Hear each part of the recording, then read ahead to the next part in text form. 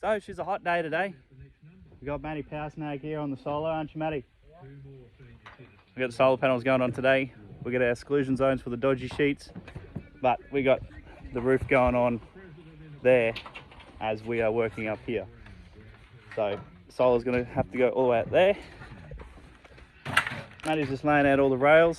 I'm finishing screwing off all the roof. So I've got all this stuff to do here. That will be done. We don't have to come up here anymore, Matt.